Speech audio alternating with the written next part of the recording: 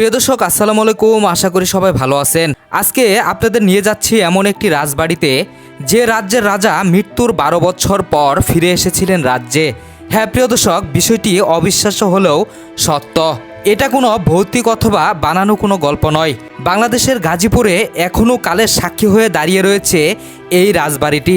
মৃত্যুর পরেও কিভাবে রাজা সেই রাজ্যে ফিরে এলেন, আজকের এই ব্লগে সব কিছুই তুলে ধরার চেষ্টা করব। সাথেই থাকবেন, আশা করি ভিডিওটি ভালো লাগবে। হ্যাঁ প্রিয় দর্শক, আমি বলছি গাজীপুরের সেই ভাওয়াল রাজবাড়ির কথাই। এই রাজবাড়ি থেকেই এক সময় গাজীপুর, ঢাকা, টাঙ্গাইল এবং নারায়ণগঞ্জ সহ বিশাল এলাকা জুড়ে রাজত্ব করতেন এই রাজা। ভাওয়াল রাজবাড়ির মেজকুমার রামেন্দ্র নারায়ণ রায়, যিনি ভাওয়াল সন্ন্যাসী নামে পরিচিত, তার মৃত্যুর প্রায় 12 বছর পর 1921 সালে তার রাজবাড়িতে ফিরে এসেছিলেন। এ নিয়ে বেশ কয়েকটি চলচ্চিত্র নির্মাণ করা হয়েছিল। সন্ন্যাসী রাজা, এক যে ছিল রাজা সহ আরও অনেক নাটকও নির্মাণ করা হয়েছিল। ভিডিওটি সম্পূর্ণ দেখবেন, কিভাবে এবং কেন মৃত্যুর পর ফিরে আসলেন রাজা, তা আজকে খোলামেলা আপনাদের সাথে তুলে ধরার চেষ্টা করব। প্রিয় দর্শক, আমি কিন্তু এখন দাঁড়িয়ে রয়েছি ধীরাশ্রম নামের এক বাজারে। তো আমরা কিন্তু প্রায় চলে এসেছি সেই রাজবাড়ির কাছাকাছি। মানে এখান থেকে বেশি একটা দূরে না। আমরা বেশ কয়েকজনের সাথে কথা বলেছি। ওনারা বলেছে যে রাজবাড়িতে যদি যেতে হয় তাহলে এখান থেকে একটু সামনের দিকে আগালেই বা সামনে এই রাজবাড়িটি পড়বে। সাথেই থাকবেন, আজকের এই রাজবাড়ির পুরো ঘটনা আপনাদের খুলে পড়বো ইনশাল্লাহ। চলেন তাহলে যেতে যেতে বিষয়টি আপনাদের সাথে শেয়ার করি।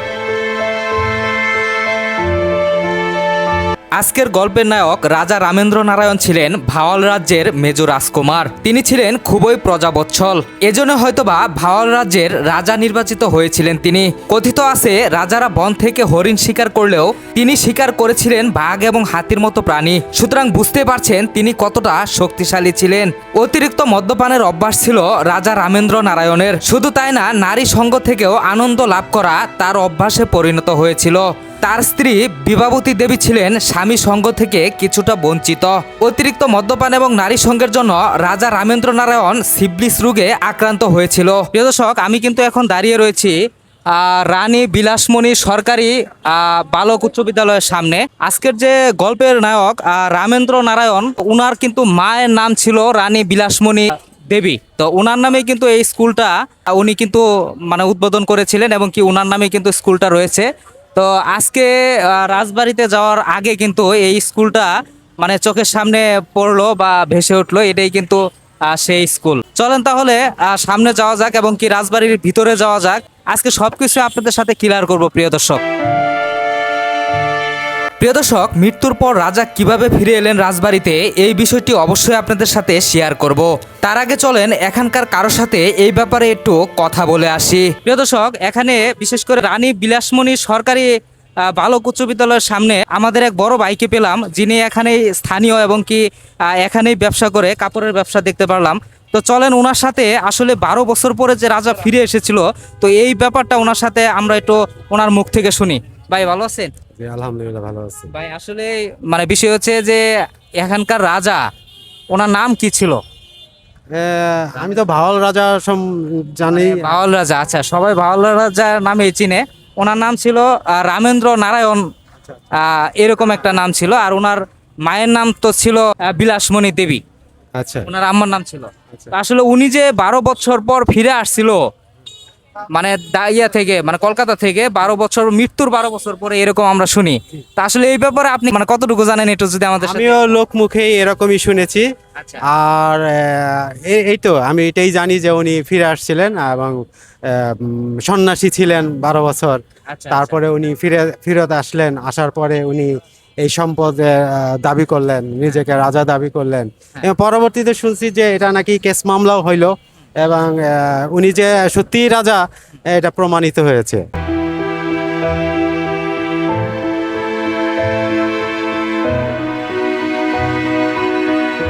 প্রিয় দর্শক, সেই রাজবাড়িতে যাওয়ার আগে আমি একটি জিনিস এখানে চোখে পড়লো।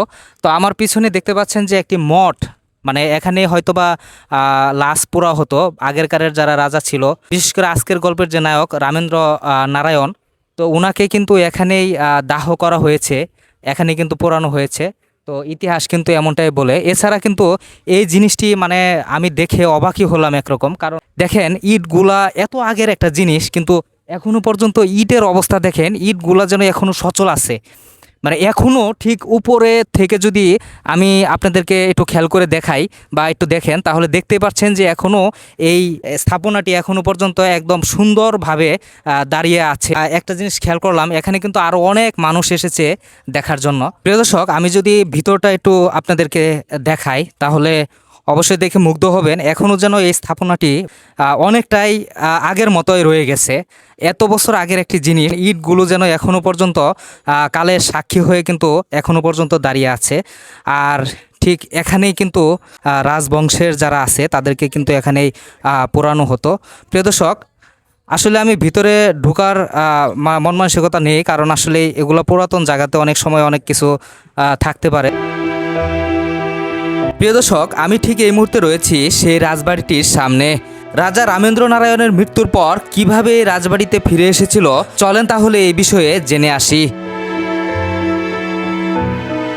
রাজবাড়িতে ঢুকতে চোখে পড়ল একটি মাইল ফলক।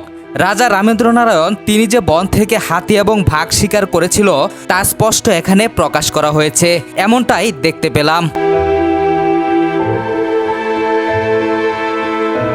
প্রিয় দর্শক, আমার সামনেই কিন্তু ভাওয়াল রাজার রাজবাড়িটি কিন্তু জেলা প্রশাসন কার্যালয় হিসাবে এখন বর্তমানে ব্যবহার হচ্ছে, বিশেষ করে গাজীপুরে।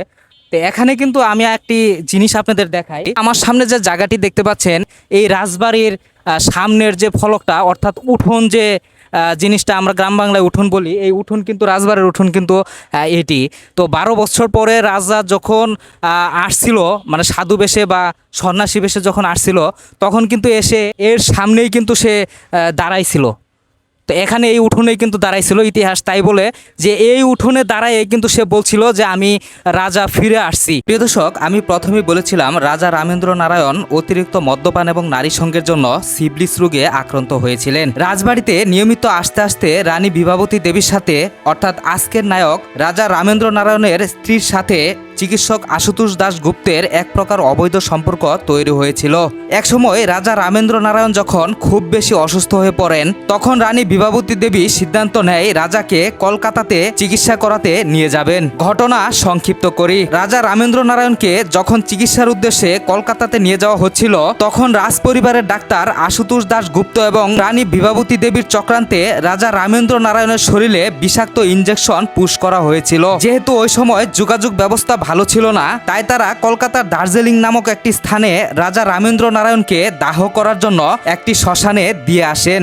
রাজা রামেন্দ্র নারায়ণকে যখন পুরানোর জন্য সবকিছু রেডি করা হয়েছিল, অর্থাৎ চিতা রেডি করা হয়েছিল, তখন আকাশ জুড়ে শিলাবৃষ্টি নামতে শুরু করে। যারা দাহ করার জন্য গিয়েছিল তারা দৌড়ে দূরের একটি স্থানে গিয়ে আশ্রয় নেয়। এদিকে রাজা রামেন্দ্র নারায়ণের জ্ঞান ফিরে আসে। ঠিক তার চিতার পাশ দিয়েই হেঁটে যাচ্ছিল ওই সময়ের সন্ন্যাসীর একটি দল। তারা রাজা রামেন্দ্র নারায়ণকে দেখে তাদের সাথে নিয়ে আসে এবং তাকে সুস্থ করে তোলে। এদিকে রানী বিভাবতী দেবী এবং ডাক্তার আশুতোষ দাশগুপ্ত তারা বাড়িতে, অর্থাৎ রাজবাড়িতে ফিরে এসে সবাইকে বলে রাজা মারা গিয়েছে। তার ঠিক 12 বছর পরেই রাজা রামেন্দ্র নারায়ণ এই রাজ্যে ফিরে এসেছিলেন। প্রিয় দর্শক, আমি যখন রাজবাড়িতে গিয়েছিলাম, রাজবাড়িতে সেই ঘাট, অর্থাৎ যেখানে রানী বিভাবতী দেবী যেখানে বসতেন, সেই ঘাটে কিন্তু আমি গিয়েছিলাম। তো সেই ঘাটটি কিন্তু তালা দেওয়া, যার কারণে আমি সেই ঘাটের অপোজিটে, অর্থাৎ এই বিশাল বড় যে পুকুরটা, এই পুকুরের অপোজিটে আমি দাঁড়িয়ে আছি। তো বিষয় হচ্ছে যে আজকের যে গল্পের রাজা রামেন্দ্র নারায়ণ, তো উনার কিন্তু ওয়াইফ ছিল বিভাবতী দেবী।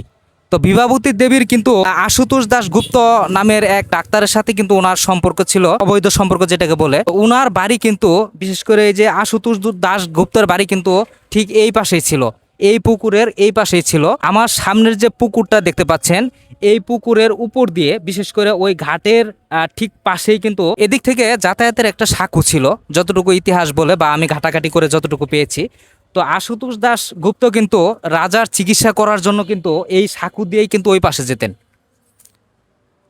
যেতেন এবং কি এই রাজবাড়িতে ঢুকে কিন্তু রাজার চিকিৎসা করতেন। ঠিক এই ঘাটটাতেই কিন্তু বিভাবতী দেবী, তো তিনি কিন্তু এই ঘাটেই এসে বসতেন এবং কি ডাক্তারের সাথে কিন্তু উনি কথা বলতেন। প্রিয় দর্শক, রাজবাড়িতে নিত্য মঞ্চ থাকবে না এটা তো হয় না।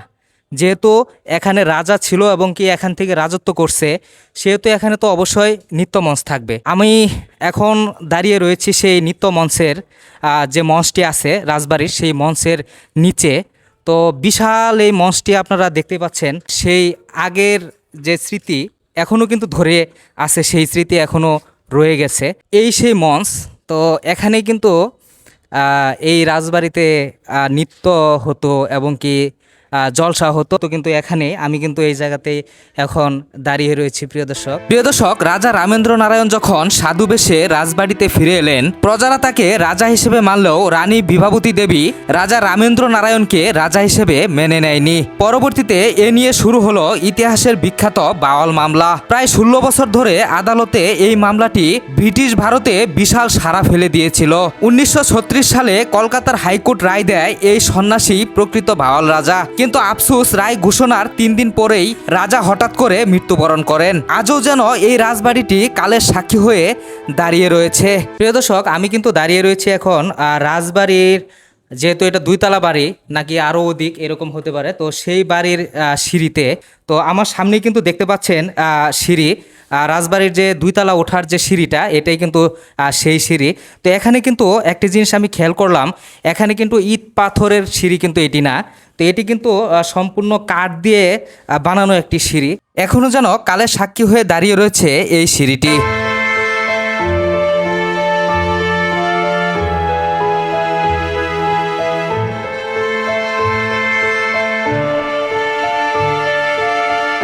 প্রিয় দর্শক, যতটুকু সম্ভব চেষ্টা করেছি আপনাদের দেখানোর জন্য। ভিডিওটি যদি ভালো লেগে থাকে চ্যানেলটি সাবস্ক্রাইব করে পাশে থাকবেন। আজকে বিদায় নিতে হচ্ছে। সম্পূর্ণ ভিডিও জুড়ে আমি মোহাম্মদ হিজবুল ইসলাম ছিলাম আপনাদের সাথে। সবাই ভালো থাকবেন, সুস্থ থাকবেন। আল্লাহ হাফেজ।